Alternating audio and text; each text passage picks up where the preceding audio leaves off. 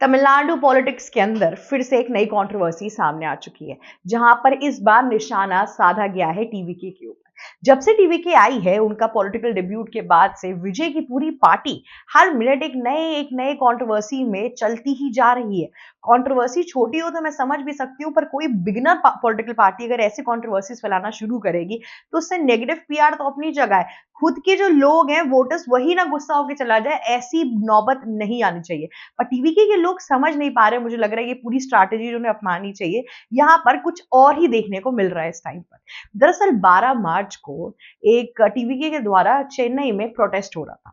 उस प्रोटेस्ट के दौरान जो टीवीके के चीफ सेक्रेटरी हैं, वे पहुंचे मंच पर, जहां पे उन्होंने एक चीज मेंशन की। उन्होंने बोला कि रजनीकांत ने भी पॉलिटिकल डेब्यूट किया था, लेकिन मुझे पता है कि वो क्यों नहीं आगे बढ़ पाए। सबसे बड़ा रीजन कि वो आगे नहीं बढ़ पाए, उनकी पॉलिटिकल पार्टी नहीं आ पाई, वो इलेक्शन में नहीं कंटेस्ट कर पाए, वो था डीएमके। जी हाँ, उन्होंने बोला कि डीएमके के प्रेशर की वजह से वो ये नहीं कर पाए, क्योंकि डीएमके का प्रेशर तो था ही, लेकिन साथ में उनकी जो फर्स्ट फैमिली थी, उनके तरफ से भी प्रेशर आया था। अब उनकी डीएमके की जो फर्स्ट फैमिली है, वो तो करुणानिधि की तरफ ही जाती है एक तरीके से।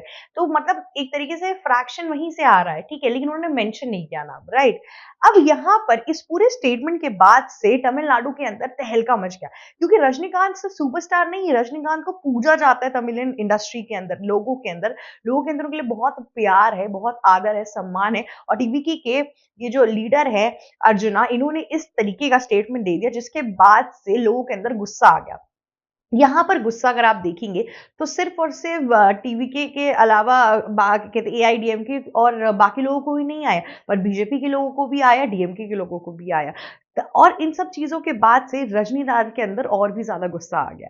देखिए, रजनीकांत ने अपना पॉलिटिकल डेब्यूट किया था दिसंबर के टाइम में 2020 पर। उसके बाद से एक वीक में ही उन्होंने अपनी पार्टी विड्रॉ कर ली थी। उसके बाद से कोरोना काल शुरू हो गया, तो बहुत से रीजन थे। रजनीकांत ने बताया कि उनकी हेल्थ अच्छी नहीं थी और उनको लगा कि पॉलिटिक्स उनके लिए नहीं है, उनको बेसिकली अपनी फिल्म इंडस्ट्री में ही रहना चाहिए। तमिल इंडस्ट्री के बहुत से लोगों ने अपने पॉलिटिकल डेब्यूट मारे, पर एज सच उनका कोई भी तरीके का अगर मैं बोलूँ तो सक्सेस रेट बहुत ज़्यादा कम है। रजनीकांत, कमल हसन और भी बहुत लोग हैं जिन्होंने ऐसा करने की कोशिश की, पर कुछ भी नहीं हुआ। कमल हसन ने जब पार्टी अपनी लॉन्च की थी, उसके बाद से जब उन्होंने इलेक्शन में लड़ने गए थे तो भी कुछ नहीं हुआ। पर विजय से कुछ अलग एक्सपेक्ट किया जा रहा था। विजय को देखकर यहाँ पर ये एक चीज है जो मेंशन हो रही थी कि कैसे विजय इस बार पूरा पॉलिटिकल सिनेरियो चेंज करेंगे। जहां हमेशा फाइट डीएमके वर्सेस एआईडीएमके होती थी, यहां पर अब टीवीके आने वाली है, क्योंकि विजय की फैन फॉलोइंग तो बहुत ज्यादा है। लेकिन विजय एक चीज समझ नहीं पा रहे और उनकी पार्टी भी एक चीज समझ नहीं पा रही है कि इंडिविजुअली बहुत कम लोग ऐसे हैं जो एकदम से आएंगे सत्ता के अंदर और वो जीत के चले जाएंगे। पॉलिटिकल पार्टीज का जो वोटर शेयर होता है, जो वोटर बैंक होता है, वो बहुत अलग होता है। फिल्म इंडस्ट्री के जो फैंस होते हैं वो अलग होते हैं। तमिलनाडु की सरकार की जनता को एक्चुअली ढंग से पता है कि उन्हें कहाँ वोट करना है, क्या करना है। अगर ऐसे ही होना होता तो फिर आज कमल हसन की पार्टी टॉप नंबर पे होती, जिस हिसाब से उनका तमिलियन इंडस्ट्री में नाम है, जिस हिसाब से उनकी फैन फॉलोइंग है। पर टीवीके यहाँ पे ये चीज नहीं समझ रही है। इतने टाइम से हमें लगा कि एनडीए क्या पता टीवीके को मना ले और वो उनके गठबंधन में आ जाए डीएमके के खिलाफ। पर अब मुझे लगता है एनडीए खुद ही नहीं चाहेगी कि टीवीके आए, क्योंकि इस पूरे चीज पर रजनीकांत का गुस्सा इतना तेज आया। रजनीकांत को एक सुपरस्टार है, वो बहुत ही वरिष्ठ एक्टर है, पूरे देश दुनिया में उनकी बातचीत होती है हर जगह पे। जब उनके खिलाफ ऐसा स्टेटमेंट आया है, तब उसके बाद से रजनीकांत ये सब सुनने के बाद से उनका रिएक्शन जो आया, उसने सबको दहला दिया। रजनीकांत ने बोला कि मैं कुछ भी नहीं बोलूंगा, अल्टीमेटली एक टाइम आएगा जब सब झूठ का झूठ, पानी का पानी हो जाएगा यहाँ पे। और मैं बहुत दिल से थैंक यू बोलता हूँ अलग अलग लीडर्स को जिन्होंने मेरा साथ दिया और ये अनट्रू स्टोरी में भागीदारी नहीं बंटवाई, क्योंकि कंट्रोवर्सी तो सबको पता है, इसको भी आगे बढ़ा देते, लेकिन उन्होंने ऐसा कुछ भी नहीं किया। जिसके अंदर सबसे बड़ा नाम आया पंचस्वामी का। जी हाँ, उनके बाद से और भी बहुत से लीडर्स आए, एल मुरुगन वगैरह आए, इन सब लोगों ने सपोर्ट किया रजनीकांत का। और साथ ही साथ ये बोला कि विजय इस पूरी चीज पे रिएक्ट क्यों नहीं कर रहे हैं, ये जो टीवीके ने गलती की है इसकी सजा उनको मिलनी ही चाहिए। इस तरीके का डिसरिस्पेक्टफुल स्टेटमेंट देना रजनीकांत के खिलाफ ये बहुत ही अपने आप में शर्मनाक बात है। अब देखिए, आप एक चीज समझिए, टीवी की अभी नई पार्टी है विजय थलापति। नो वंडर एक बहुत बड़े स्टार है तमिलनाडु के अंदर, पर स्टार से कभी आप इलेक्शन नहीं जीत सकते। सबकी मैंने आपको जैसे आपको बताया कि अलग अलग वोटिंग अलग अलग शेयर है। यहाँ पर इन सब के जो मेजर एक सबसे बड़ा दुश्मन है वो डीएमके है। डीएमके की जो पार्टी का वर्चस्व है तमिलनाडु के अंदर वो बहुत स्ट्रांग है, एकदम इनरूटेड है इस टाइम पर, राइट। अब एआईडीएमके और बीजेपी की तो अलायंस है ही साथ में, लेकिन हमने लगा था टीवी के भी चली जाएगी, पर टीवी के इस टाइम पे किस तरीके से कहाँ जा रही है उसका कुछ पता नहीं है। एक्चुअल में एक तरीके से अगर आप देखेंगे तो जो विजय थलापति की पार्टी है वो उनके लिए जस्ट बिकॉज वो नई है, एक नया स्वरूप है, यूथ है, ओरिएंटेड है, सब कुछ है, तो जनता उसको इस तरीके से भी देख सकती है कि अच्छा हाँ ये एक हमारा नया सूर्योदय हो रहा है, और दूसरी तरफ इस तरीके से भी देख सकती है कि अरे चलो एक और एक्टर आ गया, अब क्या फर्क पड़ता है।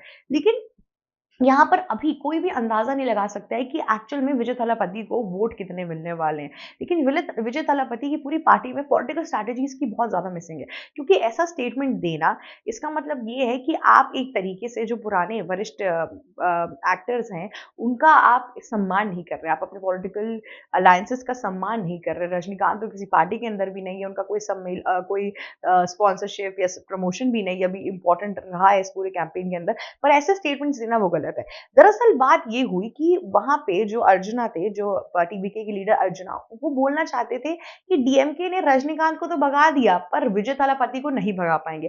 हमारा जो लीडर है वो काफी स्ट्रांग है, उसके अंदर काफी पावर है, उसको आप इतनी जल्दी उनकी आइडियोलॉजी को हटा नहीं सकते हैं। हालांकि विजय थलापति की जो आइडियोलॉजी है वो यही नरेट करती है, उन्होंने यही बोला था कि हमें पॉलिटिकल स्तर से हमारा जो एनिमी है सबसे बड़ा वो है डीएमके, डीएमके को हराना है। और साथ ही साथ उन्होंने माइनॉरिटी वोटर बैंक भरने की बहुत कोशिश की है कि माइनॉरिटी को टारगेट करने के लिए कि माइनॉरिटी के साथ जो प्रताड़ना हो रही है, उन सब चीज़ों को विजय हटाना चाहते हैं, और बेसिकली उनको क्रिश्चियन वोटर्स वो ज़्यादा खींचकर अपने पास लेकर आना चाहते हैं, जिससे इस टाइम पर डीएमके भी बहुत संकट में है, और साथ ही साथ अगर आप देखेंगे एआईडीएमके भी है।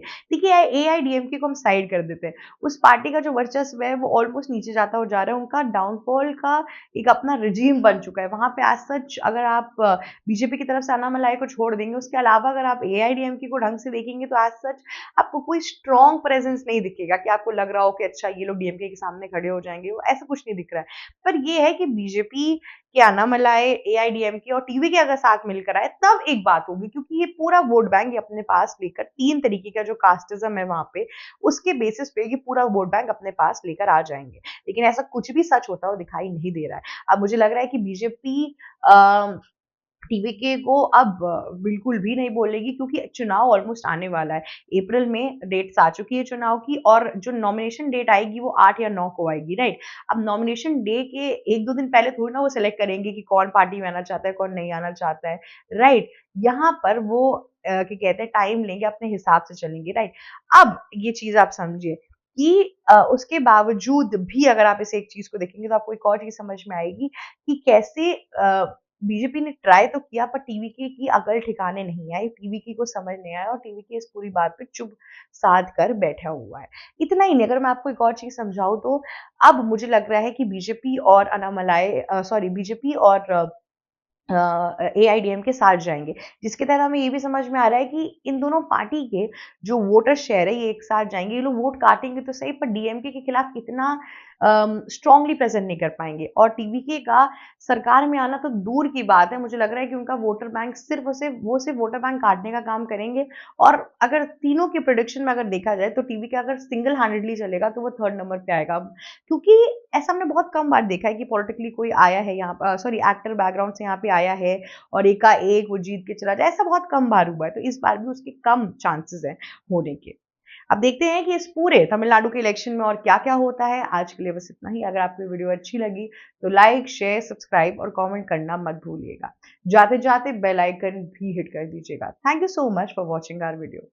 एबीसी हिंदी न्यूज, आज ही जुड़िए हर खबर के साथ।